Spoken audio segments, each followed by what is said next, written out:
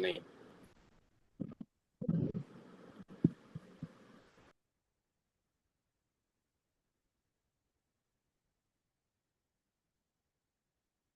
भी स्क्रीन बड़ी हो तो बताइएगा। हुई? जी। ठीक है। हेडिंग डालिएगा, capacitance of a capacitor.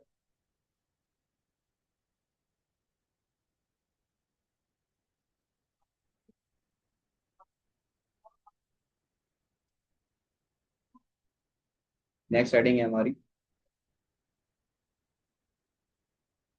Capacitance of a capacitor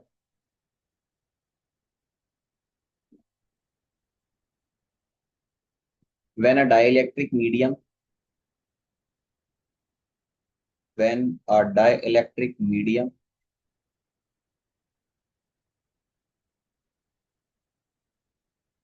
इससे पहले भी हमने इसी चीज को लिखा था। बस वहां पर एक चीज थी कि आपने जो डाइलेक्ट्रिक मीडियम रखा था वो फुली फिल्ड कर रहा था, और यहाँ पर जो आप डाइलेक्ट्रिक मीडियम रखेंगे वो पार्शली फिल्ड करेगा कैपेसिटर। तो के की वैल्यू यानी कि रहेगी। के की वैल्यू रहेगी, थिकनेस चेंज हो जाएगी, partially field between the plates. से ब्रैकेट में लिखना है। नहीं, ये अलग से इसलिए लिखा है क्योंकि पहले वाली हेडिंग में ये चेंज है बस। जो एक हेडिंग आपने कल लिखी थी उसी हेडिंग में बस ये एक सिर्फ थोड़ा सा चेंज है, इसलिए इसको अलग से लिखा है। जैसे आपने कल एक पैरेलल प्लेट कैपेसिटर बनाया होगा,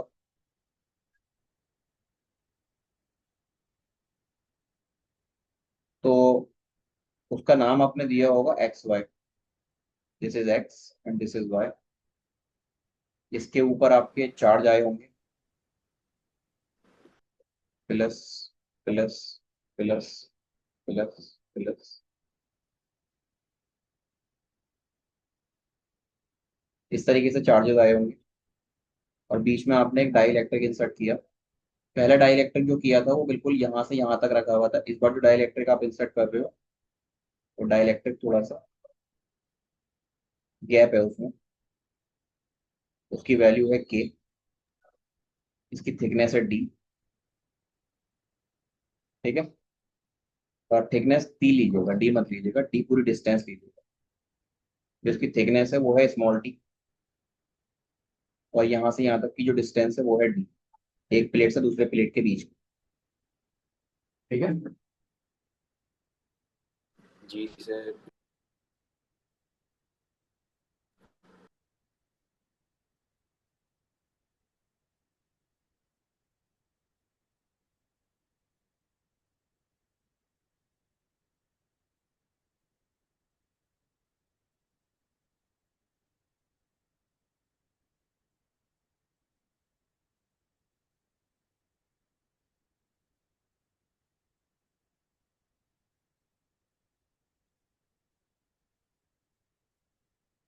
तो ये जो चीज आपने लिखी है इसको हम लिख लेते हैं।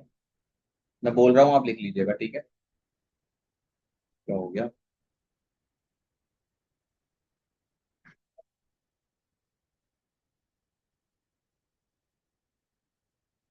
लिखिएगा, there is a parallel plate capacitor.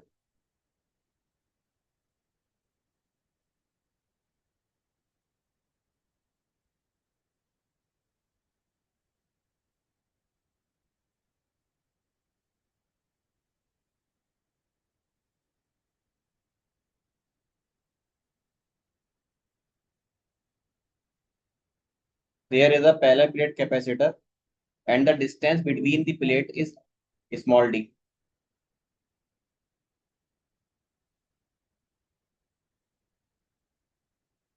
And the distance between the plate is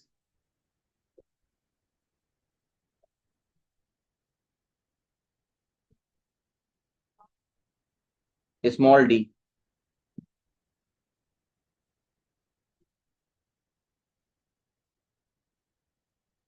small D. D D D for dog.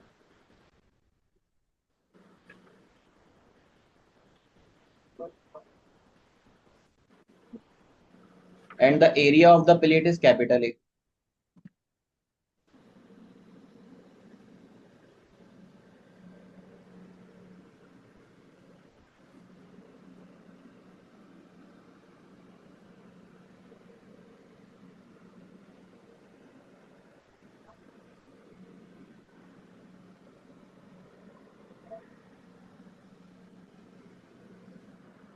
T जो है डिस्टेंस है पहले प्लेट के बीच की। ये आपका क्रॉस सेक्शन एरिया है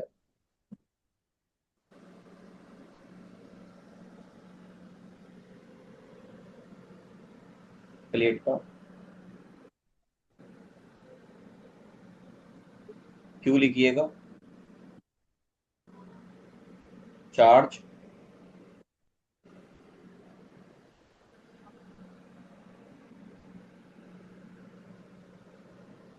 ऑन प्लेट। क्यू जो है आपका चार्ज है प्लेट पर, और कैपिटल के लिखिएगा is the dielectric constant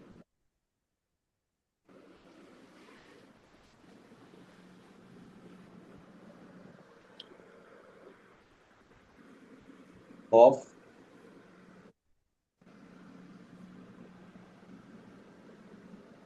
inserted medium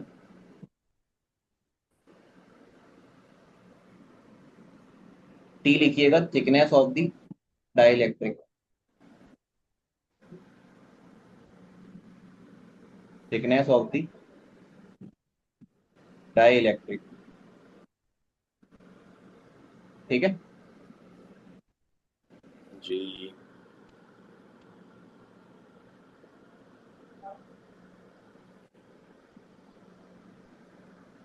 अब ये लिखने के बाद लिखिएगा the potential between the plate of the capacitor is.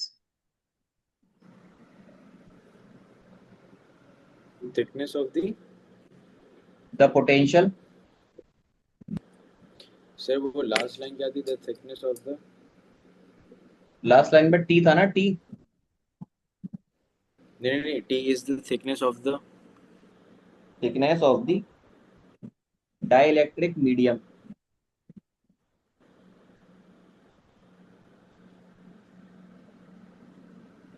जी। लिखा। हाँ। अब लिखिएगा the potential between the plate capacitor is. The potential between the parallel plate capacitor is.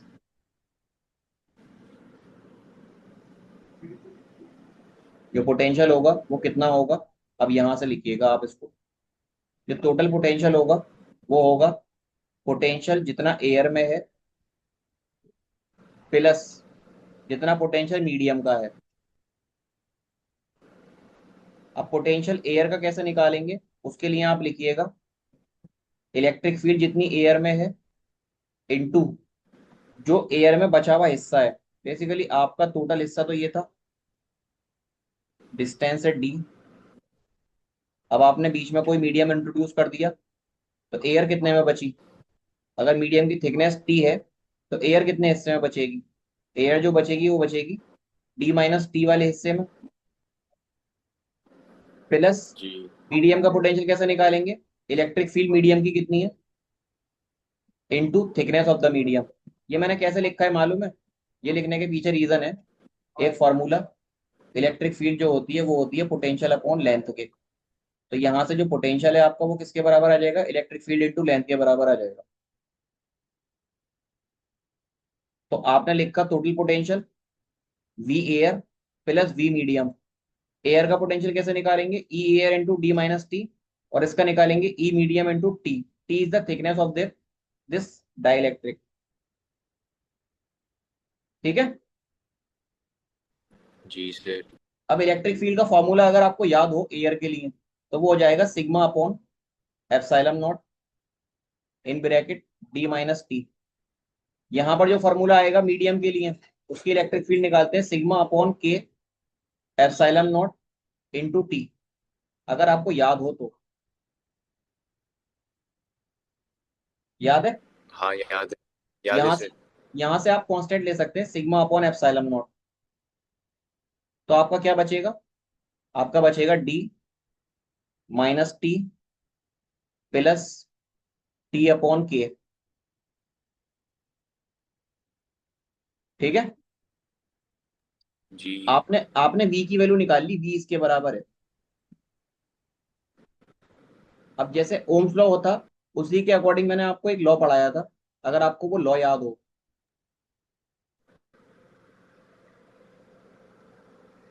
Q is equal to किसके होता है? सी वी के होता है। हाँ। तो हम यहां रख लेंगे v इज इक्वल टू, ये हो जाएगा क्यू अपॉन सी के।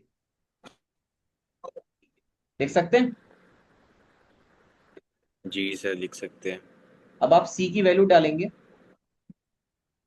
तो सी की जगह आप एक काम करिए, आप v की वैल्यू डाल दीजिए। एक काम करिए, यहां पर आप ऐसे मत लिखिए, फॉर्मूला ही लिखिएगा, वरना दिक्कत हो जाएगी। क्यू इज इक्वल टू क्या होता है? Q Q equal equal to होता है सी इंटू टी। वी। ठीक है। जी। आपने v की जो वैल्यू निकाली है आप वो रख दीजिए यहाँ पर, ये हो जाएगा सी इंटू वी। ऊपर कितना निकाला है? v निकाला है सिग्मा अपॉन एप्सिलॉन नॉट साइलम इन नॉट ब्रैकेट के T. D minus T plus T upon K, और ये है क्यू। अब आपको याद होगा कि सिग्मा जो होता है वो सिग्मा किसके बराबर होता है? सिग्मा बेसिकली होता है चार्ज अपॉन एरिया। तो यहाँ पर आप इसको तो क्यू रहने दीजिए, सी को सी रहने दीजिए, बस यहाँ सिग्मा की जगह आप क्या रखेंगे? क्यू अपॉन एरिया, और ये हो जाएगा एप्सिलॉन नॉट से मल्टीप्लाई। यहाँ बचेगा D minus T plus T upon K. तो कुछ कैंसिल होता हुआ नजर आएगा आपको यहाँ से, और वो है आपका क्यू से क्यू। तो जो कुछ भी बचा इसको आप इधर ले जाइए, ये ए ई ऊपर आ जाएगा, ए एप्सिलॉन नॉट ऊपर आ जाएगा, और ये वैल्यू नीचे आ जाएगी डिनोमिनेटर में। तो ये हो जाएगी D minus T plus T upon के। ठीक है। ये आ गया आपका कैपेसिटेंस। तो कैपेसिटेंस की वैल्यू आपने निकाल ली, जब कोई भी डाई इलेक्ट्रिक पार्शियली फिल्ड होगा तब। कैसे निकालेंगे? इस तरीके से। अब ये मैं आपको और प्रॉपर तरीके से समझाता हूँ, फिर से डायग्राम बनाकर। दो डायग्राम है आपके पास, एक पैरेलल प्लेट कैपेसिटर यहाँ है, और एक पैरेलल प्लेट कैपेसिटर आपका इधर रखा हुआ है। ठीक है। इसमें आपने क्या किया? एक मीडियम इंट्रोड्यूस कर दिया। मीडियम इंट्रोड्यूस कैसे करेंगे? यहाँ पर जो आपने मीडियम को इंट्रोड्यूस किया है वो कंप्लीटली फिल्ड है, मतलब इस केस में जो डी है वो टी के बराबर है, लेकिन इस केस में जो है वो पार्शली फिल्ड है। तो जो आपका डी है वो टी से बड़ा है। ये आपका डी है और ये आपकी टी है, थिकनेस। इसमें जो डी और टी है वो बराबर है। आप लिख लीजिएगा जो डी है वो इक्वल टू टी है। ये गैप जो दिख रहा है ना, ये गैप भी नहीं होगा, इसको मिला के बना नहीं पा रहा हूँ। इसका जो डाइलेक्ट्रिक कांस्टेंट है वो है के, इसका डाइलेक्ट्रिक कांस्टेंट है वो है के। आपने जी। इसका जो कैपेसिटेंस का फॉर्मूला निकाला था वो क्या था? वो था ए एप्सिलॉन नॉट अपॉन डी। यही था कल जो हमने निकाला था। हेलो। जी। और अगर मीडियम इंट्रोड्यूस कर देंगे तो उसके लिए सी मीडियम जो आएगा, हाँ यही सर। सी मीडियम आएगा आपका के A epsilon naught upon D. ये के था, के की वैल्यू हमने वन ले ली थी, किसके लिए? एयर के लिए। फॉर्मूला एक्चुअली ये आया था, हमने के की वैल्यू को क्या ले लिया था? वन। फ्री स्पेस के लिए था। फ्री स्पेस या एयर या वैक्यूम के लिए। अब इस केस जी। में क्या होगा? आपने एक थिकनेस रखी, इस थिकनेस की वजह से जो गैप बन रहा है, ये गैप इसकी वैल्यू पर असर डालेगा। कैसे डालेगा? यहाँ जो सी की वैल्यू आपकी आएगी वो आएगी ए epsilon naught divided bye, this is D minus T plus T upon के। ठीक है। अब अगर मैं यही फॉर्मूले की बात करूँ ना कि आप इस फॉर्मूले के अकॉर्डिंग चलिए, तो जी। आप ये वाला फॉर्मूला आप ना मान लीजिए कि आपने ये फॉर्मूला ड्राइव किया है, और ये इंपॉर्टेंट है फॉर्मूला। इससे फॉर्मूले से आपके क्वेश्चन आ सकते हैं। तो ये फॉर्मूला एक दो बार आप देख लीजिए, और इसको चाहें तो आप रफ कॉपी पे एक बार लिख लीजिए इस फॉर्मूले को। दो तीन बार लिखते हैं तो फॉर्मूला याद हो जाता है। ओके तो देखिए क्या सर, होगा। ये न्यूमेरिकल्स में यूज होता है क्या? जी जी जी, ये न्यूमेरिकल में यूज होता है। अब यहाँ क्या होगा, आपको सी की वैल्यू आपने निकाली, ए epsilon naught upon D minus T plus T upon K. तो यहाँ ना आपको एक चीज दिखेगी। आप एक केस ले लो। केस कैसे लेंगे? केस नंबर वन, आप दो पैरेलल प्लेट लीजिए और उनके बीच में कोई मीडियम मत रखिए। जब कोई मीडियम ही नहीं होगा तो के की वैल्यू कितनी होगी? वन। और जो आपकी थिकनेस है वो कितनी होगी? जीरो होगी। जी। इस फॉर्मूले में पुट कीजिए। हाँ। इस फॉर्मूले में पुट करेंगे तो सी किसके बराबर आएगा? सी आएगा A epsilon naught upon by. T minus zero plus zero upon one. तो डी हो जाएगा। कितना हो जाएगा? ए डी नीचे। Epsilon naught upon D. ये फॉर्मूला जाना पहचाना लग रहा है आपको? C is equal to A epsilon naught upon D. ये हमने जी capacitance sir. Two parallel plate के लिए निकाला था। ठीक है। हाँ। अब आप एक केस और जी। पढ़िए। आप एक और केस पढ़िए यहीं पर। Case number two.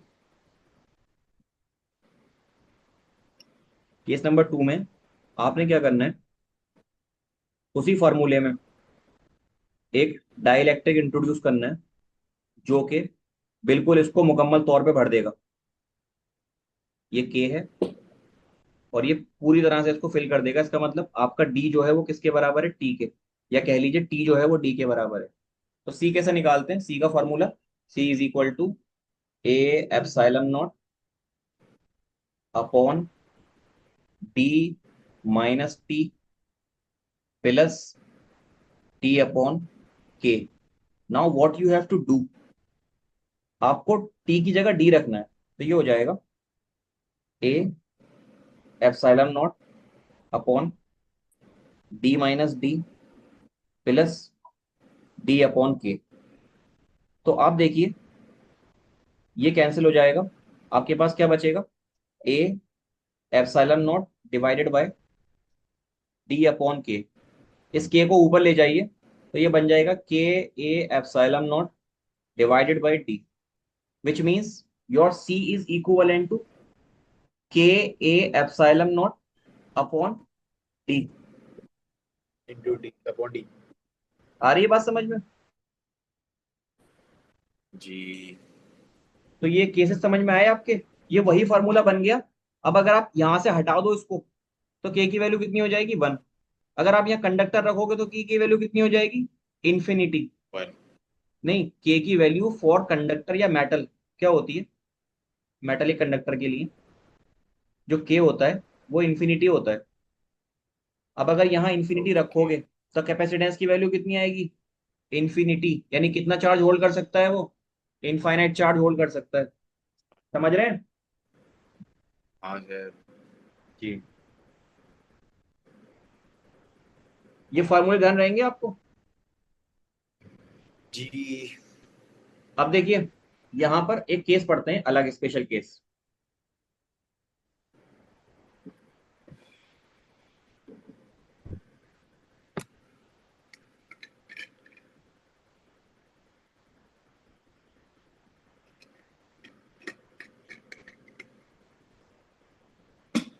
Special case is about if, लिखिएगा इसके बारे में पहले। If there are many dielectrics medium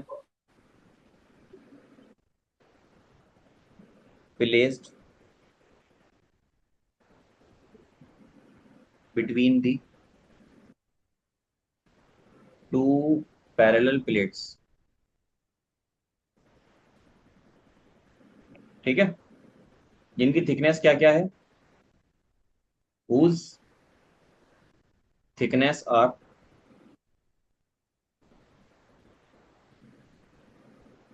T1 comma T2 comma T3। इस तरह करते करते आपने कितने लगाए, बहुत सारे लगाए। And the value of their dielectric constant वो हो जाएगी K1 K2 K3। इस तरह करते करते बहुत सारे K लगे हुए हैं। ठीक है, तो आपको बताना है कि कैपेसिटेंस की वैल्यू कितनी होगी। मतलब इसको पहले आप ग्राफिकली देखिए कि ये क्या क्या रहा है। वो ऊपर इंग्लिश समझ में आई आपके, क्या कहा? जी। देखिए आपके पास एक पैरेलल प्लेट कैपेसिटर है, मान लीजिए ये है इतना बड़ा। अब आपने इसके बीच में डाई इलेक्ट्रिक ढूंढना शुरू कर दिए। ये आपका पहला डाई इलेक्ट्रिक, इसी के बिल्कुल मिलाकर मान लीजिए आपने एक और डाई इलेक्ट्रिक रख दिया, फिर एक और डाई इलेक्ट्रिक रख दिया, और इस तरह से आपने डिफरेंट डिफरेंट डाई इलेक्ट्रिक्स इसके साथ सीरीज में रख दिए। ये जो डाई इलेक्ट्रिक है ग्रीन वाला, मान लीजिए इसकी थिकनेस है T1, इसकी थिकनेस है T2, इसकी थिकनेस है T3, और ये चीज आपकी चलती चली जा रही है। और यहाँ जो आपने ये वैल्यू ली है अंदर, मींस इसकी डाइलेक्ट्रिक कांस्टेंट की वैल्यू होगी K1, इसकी डाइलेक्ट्रिक कांस्टेंट की वैल्यू होगी K2, इसकी डाइलेक्ट्रिक कांस्टेंट की वैल्यू होगी K3।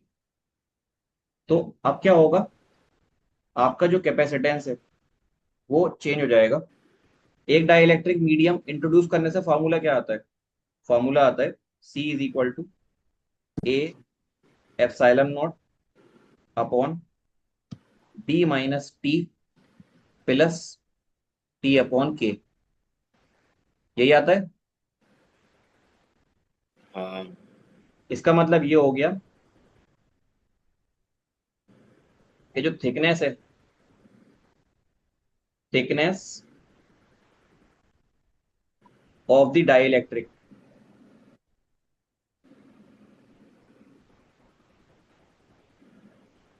And the value of K, यानी मीडियम या फिर डाइलेक्ट्रिक कांस्टेंट,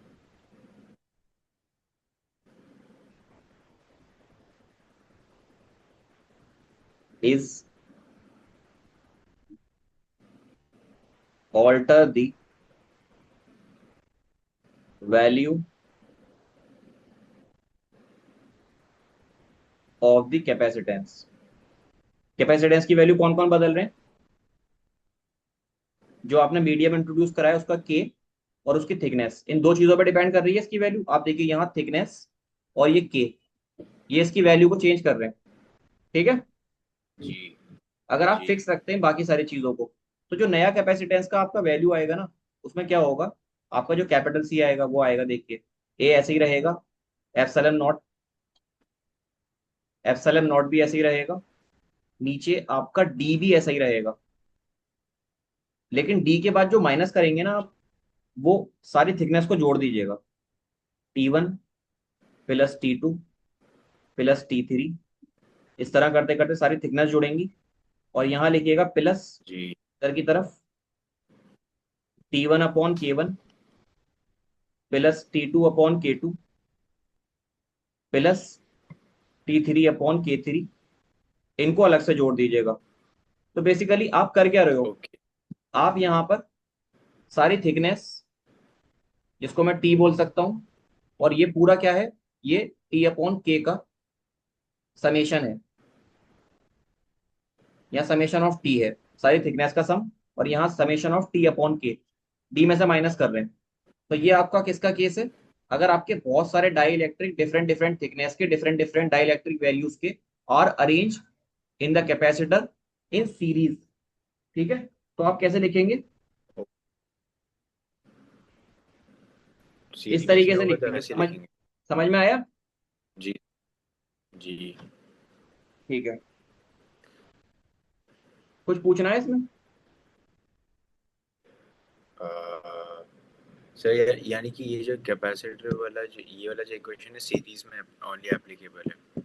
जी जी जी, ये सीरीज के लिए एप्लीकेबल है, पैरेलल में आपके लेवल पे नहीं पूछेगा, उसका फॉर्मूला थोड़ा चेंज हो जाता है। ओके। ठीक है ना?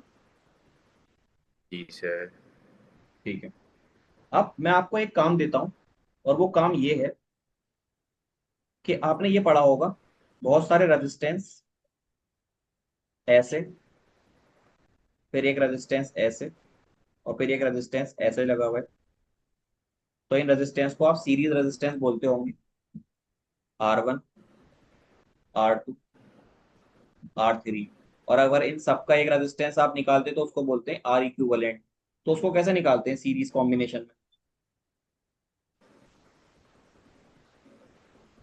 क्या कुछ पढ़ा पढ़ा लग रहा है ये? सर पढ़ा हूँ पर मुझे कुछ याद नहीं है। ये भूलता नहीं है इंसान, अगर 10th क्लास में कुछ और सीखा होता है ना उसने, वो सब भूल जाता है। रेजिस्टेंस को सीरीज में कैसे जोड़ते हैं ये नहीं भूलता। R1 plus R2 plus R3, ऐसे आप जोड़कर इसका टोटल रेजिस्टेंस निकाल सकते हैं। और इसके अलावा अगर आपके रेजिस्टेंस पैरेलल में लगे हुए ऐसे करके,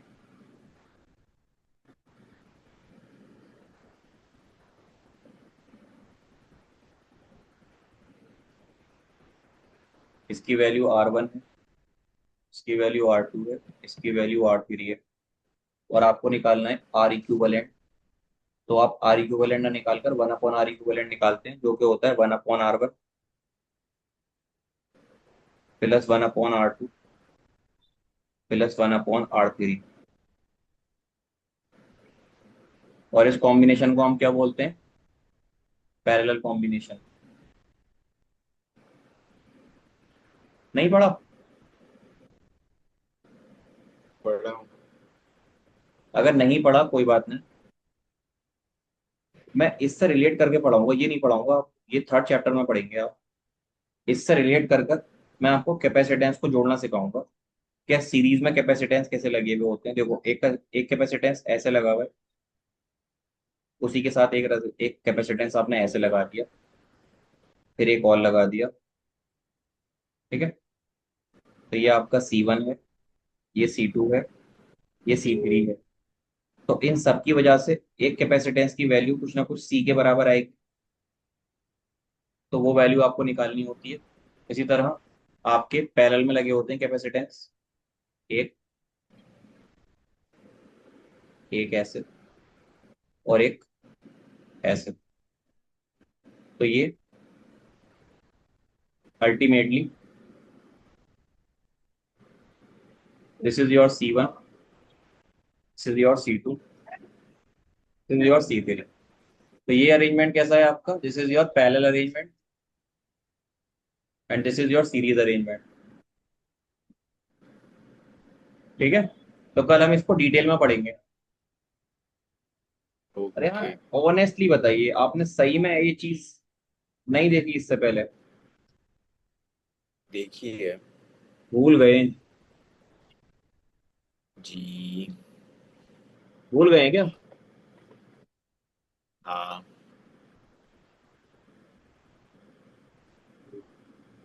किससे पढ़ी थी 10th आपने? खुद से। तो कोई बात नहीं।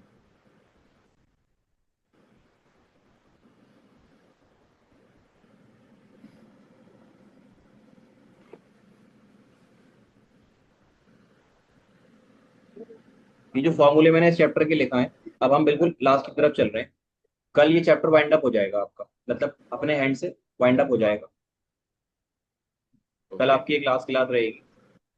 तो अभी तक कुछ पूछना है आपको? नहीं। या कुछ, जब आप पढ़ते हैं तो पढ़ने के बाद अगर आपको लगे कि पूछना चाहिए तो आप पूछ सकते हैं, ठीक है? सर अभी तो नहीं करूँगा, अभी थर्सडे से करूँगा मैं रिवाइज ये। मैथ्स के बाद करोगे इसकी तैयारी? मतलब तैयारी नहीं, रिवाइज, रिविजन। ठीक है।